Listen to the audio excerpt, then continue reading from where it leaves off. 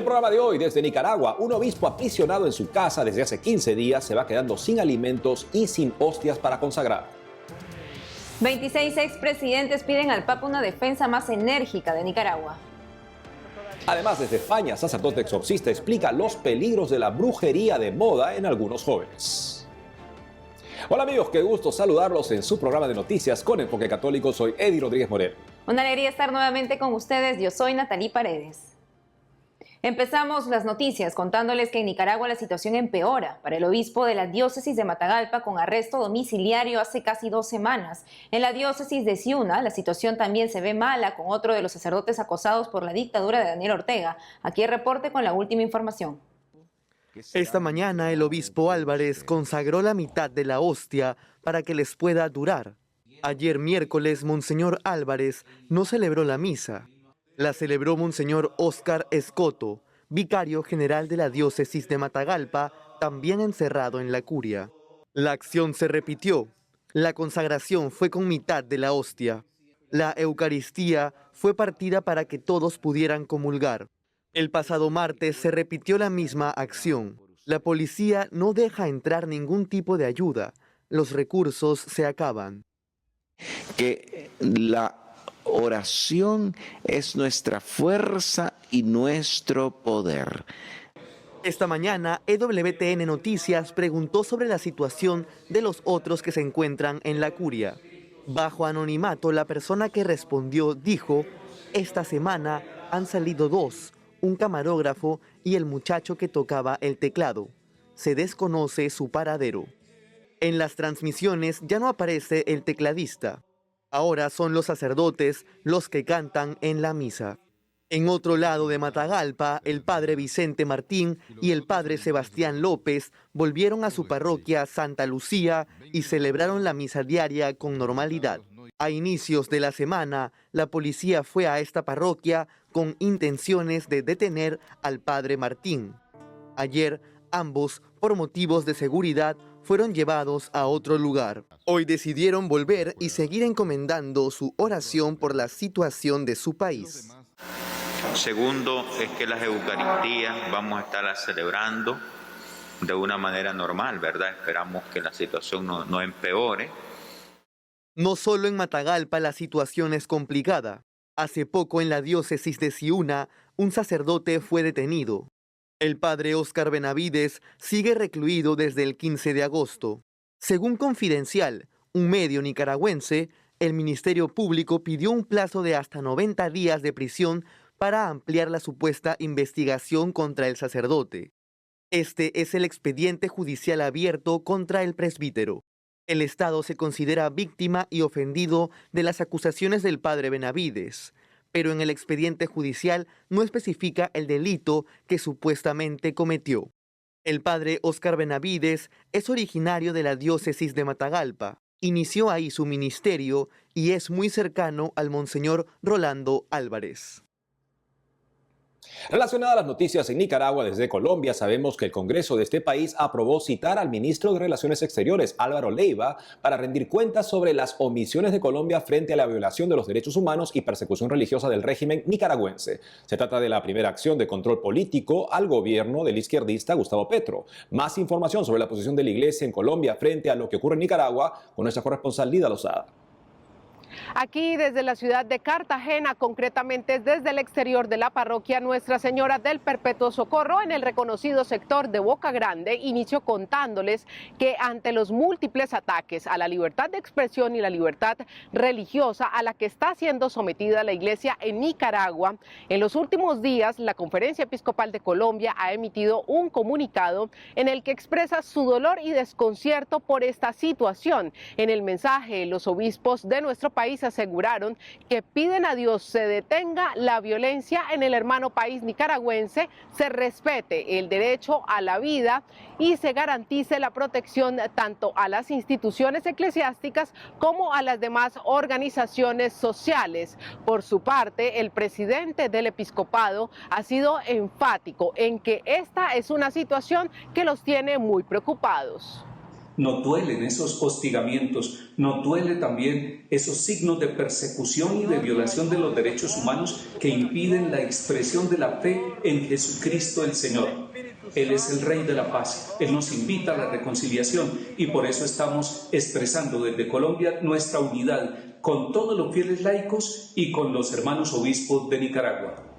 Y en medio de esta compleja realidad que vive Nicaragua, uno de los hechos recientes que más ha causado desconcierto en muchos colombianos ha sido la ausencia del gobierno nacional de nuestro país en la última sesión de la Organización de los Estados Americanos, en la que se condenó el cierre de una ONG y las restricciones a instituciones religiosas por parte del gobierno de Daniel Ortega, hecho ante el cual no se ha dado aún un pronunciamiento oficial. En este contexto, diferentes sectores, como el de las organizaciones Provida en Colombia, han manifestado su preocupación. Jesús Magaña, director de la plataforma ciudadana Unidos por la Vida, afirma que este podría ser visto como un acto de aprobación por parte del gobierno del presidente Gustavo Petro ante las violaciones a los derechos humanos que se están cometiendo en el hermano país centroamericano.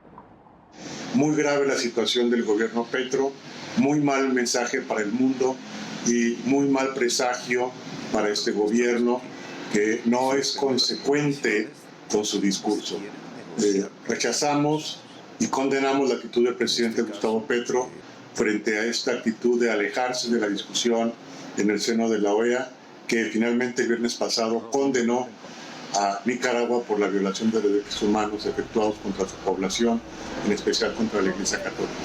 Muy grave y muy triste lo que sucede y exigimos al presidente Petro que se pronuncie de manera contundente y radical frente a esta violación fundamental de derechos humanos en Nicaragua. En otras noticias, por estos días la Arquidiócesis de Ibagué impulsa una campaña denominada Ponte la 10 por la Solidaridad, iniciativa que busca recaudar fondos para apoyar la labor de asistencia humanitaria y acompañamiento a la población más vulnerable del departamento del Tolima que realiza esta iglesia particular a través de los diferentes programas. En el primer semestre de este año han logrado atender 5.000 migrantes y 1.328 personas sin acceso a la salud, de acuerdo con las cifras que entregan. El aporte que están invitando a hacer es desde 1.000 pesos colombianos, tan solo 0,30 centavos de dólar, que de acuerdo con el director de la Pastoral Social de la Arquidiócesis, aunque parece poco, esta contribución les permitirá atender a muchas más personas con esta condición. Las diferentes realidades de la Arquidiócesis de Ibagué, como por ejemplo más de 12.000 migrantes venezolanos, la situación de desempleo, nuestros habitantes de calle, mujeres lactantes en situación de extrema pobreza, nos han llevado a unir los esfuerzos de 4 instituciones de la Arquidiócesis de Ibagué: Pastoral Social, el Hogar de Paso, la Fundación de Caridad para la Salud y el Hogar Sagrado Corazón de Jesús, con el ánimo que estas sinergias nos ayuden a captar recursos hacia los programas con los cuales atendemos a esta población vulnerable. Desde la capital del departamento de Bolívar en Colombia, Lida Lozada, EWTN Noticias. Seguimos con información sobre el acoso a la iglesia en Nicaragua. 26 expresidentes de América Latina y España le piden al Papa una defensa más enérgica frente a la persecución de la dictadura de Daniel Ortega y su esposa y vicepresidenta Rosario Murillo contra la Iglesia Católica en el país. Conozcamos los detalles de la carta al Papa. La carta con fecha 17 de agosto, difundida por la Iniciativa Democrática de España y las Américas, expresa la preocupación agravada de los expresidentes por la persecución hacia líderes episcopales católicos, los sacerdotes y las religiosas. Los expresidentes señalan que les preocupa que la quema de iglesias y la salvaje destrucción de las imágenes del culto católico avance en una línea de destrucción de bases sociales y antropológicas. Los políticos de América Latina y España exhortaron a la opinión pública de sus países a mantener una respuesta comprometida con el rechazo de este morbo que amenaza la paz e instaron a las distintas confesiones religiosas a expresar su igual censura. Al Papa Francisco le dicen, y en lo particular, dado lo que acontece bajo la dictadura Ortega Murillo, esperamos una firme postura de defensa del pueblo nicaragüense y su libertad religiosa por su santidad Francisco, cabeza de la Iglesia Católica Universal. La misiva es firmada por Felipe Calderón y Vicente Fox, de México, Mauricio Macri, de Argentina, Andrés Pastrana, Álvaro Uribe e Iván Duque de Colombia, Óscar Arias, Rafael Ángel Calderón, Laura Chinchilla, Miguel Ángel Rodríguez y Luis Guillermo Solís de Costa Rica. Asimismo, Eduardo Frei y Sebastián Piñera de Chile. También firmaron José María Aznar de España, Jamil Mawad, Osvaldo Hurtado y Lucio Gutiérrez de Ecuador. Nicolás Ardito Barleta y Mireya Moscoso de Panamá, Alfredo Cristiani de El Salvador, Federico Franco y Juan Carlos Guasmosi de Paraguay, Carlos Messi, Jorge Tuto, Quiroga, Luis Alberto Lacalle y Julio María Sanguinetti de Uruguay. Se está extendiendo una moda entre algunos jóvenes de afirmar que practican la brujería, según reciente artículo del periódico católico National Catholic Register. Esto implica el uso de cristales con fines curativos o espirituales e incluso lanzar hechizos para que se cumplan sus deseos. Para hablar sobre los peligros de esta práctica nos conectamos con el sacerdote exorcista Francisco Torres en Plasencia, España. Padre Torres, ¿qué tipo de magia es la llamada brujería moderna? Bueno, la brujería moderna se enmarca en las prácticas que conocemos que en global como nueva era o New Age. Y bueno, lo que utilizan son pues, los viejos trucos de siempre, utilizando materiales de la naturaleza con supuestos fines curativos o supuestos fines para manipular, digamos, el poderes sobrenaturales. Pero no deja de ser la vieja magia de siempre, que invoca espíritus, que invoca demonios, pero hoy, bueno, pues revestida con nombres nuevos o con técnicas nuevas. ¿Cuáles son los riesgos para el que hace los hechizos y para el supuesto beneficiario? Bien, supuestos beneficiarios nunca hay, ¿no? Y esto conviene aclararlo desde el principio para que nadie se lleve a error. Los riesgos, pues los riesgos son siempre, mirad, en la magia está el efecto boomerang, y es que todo se vuelve contra ti. Satanás no tiene amigos, no tiene fieles, sino que quiere y tiene esclavos. Y por tanto, los riesgos de quien hace el hechizo es quedar preso, reo del demonio, bien sea por una posesión diabólica o en grados más inferiores como una vejación, y lo que es peor todavía es pues ser reo de la condenación eterna, porque no deja de ser una idolatría y un rechazo de Dios. Y para ese supuesto beneficiario, que digo no es tal, pues también puede caer en las trampas del diablo y ser reo también de sus iras. Padre, y ahora que lo comenta, ¿nos puede explicar estos tipos de posesión? Sí, bueno, digamos que el diablo tiene dos tipos de acciones. Una que llamamos ordinaria, que es de la tentación, la seducción, la confusión que a veces se nos crea, ¿no? Y que ataca más al alma, que es la que nos puede, si caemos en ella, nos puede llevar al pecado. Y luego tiene un tipo de acción extraordinaria que tiene 3 grados. Puede ser la infestación, que es, digamos, las manifestaciones preternaturales que puedan haber en una casa, en un lugar, y que afectan de alguna manera a la persona que vive en ella. Puede haber una vejación, sería un segundo grado. La vejación es un ataque externo del diablo hacia la persona, haciéndole oír cosas, hacer voces en su cabeza, cualquier tipo de ataque a veces por la salud, sarpullidos, etcétera, ¿no? Y luego está el más grave, que es la posesión diabólica, que no es otra cosa sino que el diablo toma posesión, toma un dominio despótico, es el término más exacto, de tus facultades físicas, de tu cuerpo, de tu organismo, y se manifiesta a través de él. La diferencia es que la forma ordinaria sí puede llevar a la condenación si se accede a esas tentaciones del diablo, y esta forma extraordinaria puede ser un camino de salvación si se aprende a luchar contra ella, y si, digamos, no caes en las trampas y en los engaños diabólicos, pues no tiene por qué llevarte a la condenación. Es decir, nadie va al infierno por estar poseído por el demonio ni por ser vejado por el demonio, pero sí por cometer pecados. Bueno, ¿cómo diferenciar una ayuda auténtica de otra que en el fondo invoca al diablo? Bien, toda ayuda o supuesta ayuda que se presente utilizando embrujos, utilizando hechicería, no es nunca una ayuda auténtica. La verdadera ayuda auténtica la da siempre la gracia de Dios, que quiere la libertad de la persona. y que nos ayuda muchas veces pues, a sobrellevar a lo mejor una enfermedad o un mal que estamos pasando, que estamos viviendo. Por tanto, cuando alguien se ofrezca para ayudar a través de unas horas, supuestas oraciones a Dios o a la Virgen que van a conseguirte tal cosa, o pon una mezcla de sal con agua y con no sé qué hierba, esa siempre rechazarlo, porque eso es superstición y la superstición lleva a la brujería y lleva pues al dominio del diablo. ¿Cuál es su acudir a Dios? Perfecto. Padre, ¿cuál es su mensaje a los jóvenes para que no sigan esta moda de la brujería?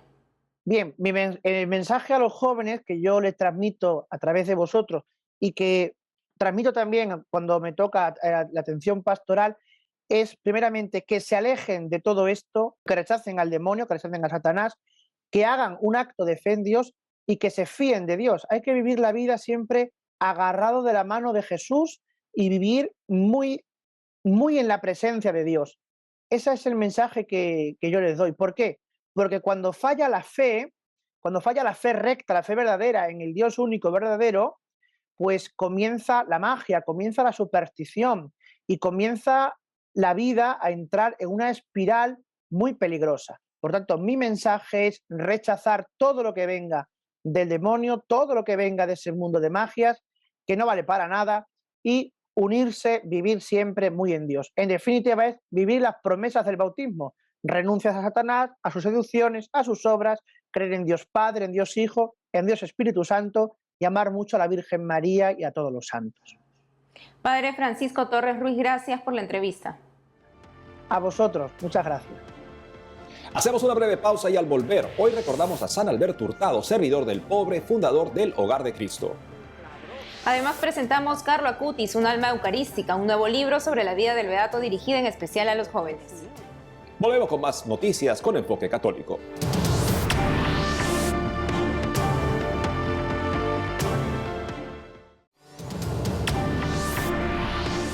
Hoy es la fiesta de San Alberto Hurtado, servidor del pobre, fundador del Hogar de Cristo. Conozcamos más sobre la vida del santo chileno. Cada 18 de agosto la iglesia celebra al santo chileno, el padre Luis Alberto Hurtado. El santo se distinguía por ver la cara de Cristo en los pobres. Al ver la necesidad de tantas personas, fundó el Hogar de Cristo en 1944. Esta institución pudo recopilar el testimonio de 2 personas que conocieron al padre Hurtado. Estábamos 3 niños ahí en la calle. Llegaron en la noche, carabineros los corretearon. Arrancaron unos para allá y yo arranqué para el otro lado. Y ahí me escondí, y ahí estaba durmiendo cuando me encontró el padre Hurtado. Me despertó y yo asustado. Y me dijo, yo te voy a dar un hogar. Te voy a dar un hogar, comida, y donde vas a estar igual que si estuvieras ahí en tu propia casa. No te va a faltarte nada y vaya a tener amigos. Y ahí me envolvió en una rezada y me echó su camionetita verde que tenía. Siendo que éramos vecinos, igual nos invitaba y nos daba desayuno, él nos daba desayuno. Con lo que él tuviera, lo que hubiera en la casa, con queque, pancito con mantequilla, con lo que él tuviera, él siempre nos da igual. Él no tenía distinción que usted tuviera un poquito más, un poquito menos, porque si había alguna gente que tuviera algún problema, él siempre estaba pendiente. Imagínese qué padre se va a levantar a las 2, 3, 4 de la mañana, va a andar en la calle, con lluvia, con todo, si encontraba algo botado que le costara, que a otra persona le pudiera servir, y andar recogiéndolo. Ningún padre ha hecho eso. En el Perú, la editorial católica Paulinas publica un libro titulado Carlo Acutis, un alma eucarística. Este cuenta la vida y espiritualidad del joven beato italiano. El libro acaba de ser presentado en la Feria Internacional del Libro de Lima, uno de los eventos culturales más grandes del país. Está con nosotros la autora del libro, la hermana Simona Rosario de las Hijas de San Pablo. Nació en República Dominicana y creció en Puerto Rico. Sirve como misionera en Perú. Sobre su libro hablaremos con ella. Hermana, es un gusto tenerla con nosotros en el programa. Gracias, igualmente, qué placer, gracias. Hermana, coméntenos por qué llaman al beato Carlo Acutis alma eucarística. cuando leí que él decía que ese ratito ante el Santísimo, antes o después de la misa, era un momento tan y tan especial para él, yo dije, verdaderamente este joven ha descubierto la grandeza de Jesús Eucaristía. Es escondido en un pequeño pan, ¿no? Y ese pequeño pan, que muchos ven una cosita redonda blanca, él ya había descubierto a tan corta edad, a los 7, 8 años, que ese mismo era Jesús. Y el Jesús que le enseñaba a estar con Dios y al mismo tiempo que le enseñaba a estar con los demás. Entonces yo dije, pues este joven es un chico eucarístico y vale la pena resaltar propiamente esa dimensión profunda y esa relación que él tiene con la Eucaristía. Qué hermoso, hermana. Así es, ¿y cómo puede hacer un joven en la actualidad para enamorarse tanto de la Eucaristía como Carlo Acutis? Cuando Acutis, que de hecho recojo esa parte en el libro, explica la transustanciación, que esa palabrota, ¿no? Explica la transustanciación para los niños de la catequesis. Yo digo, Dios mío, ni yo lo hubiese explicado tan bien, tan claro, tan simple. Y él ya a los 11 años era capaz de explicar ese misterio tan grande de lo que ocurre con el pan y con el vino antes y después de la consagración.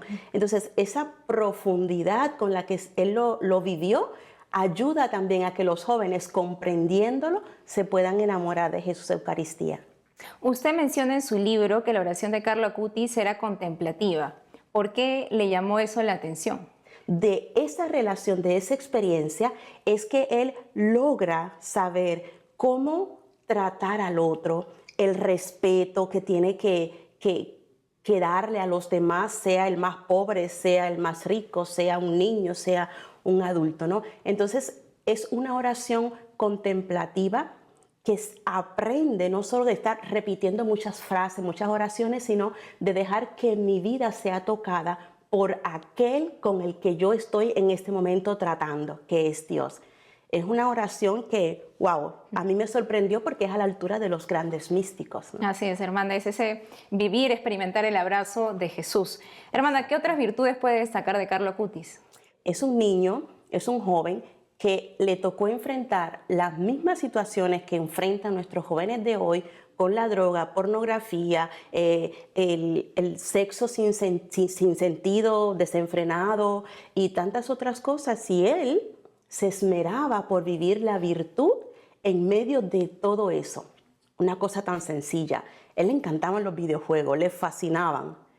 Y él se impuso a él mismo jugar 1 hora, no al día, 1 hora a la semana. ¿Sabe lo que es un niño de 11, 12 años que diga, este videojuego como que me está atrayendo demasiado, me está robando mucho tiempo, solo voy a jugar 1 hora a la semana?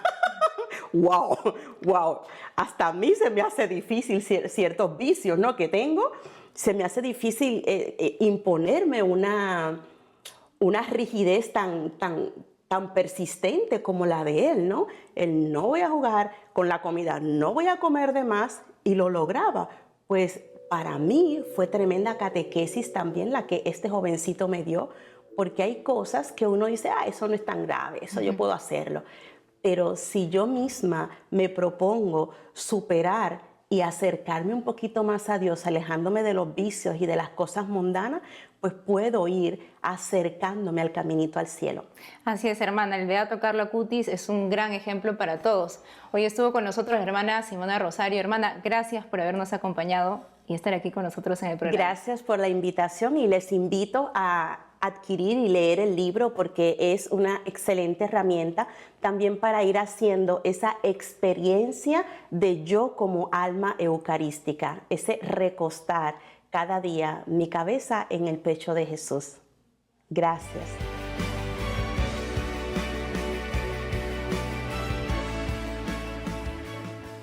Y ahora noticias desde Perú. Con 43 años falleció en un accidente de tránsito el padre Michel Guamán Sánchez el domingo 14 de agosto en la víspera de la fiesta de la Asunción de la Virgen María.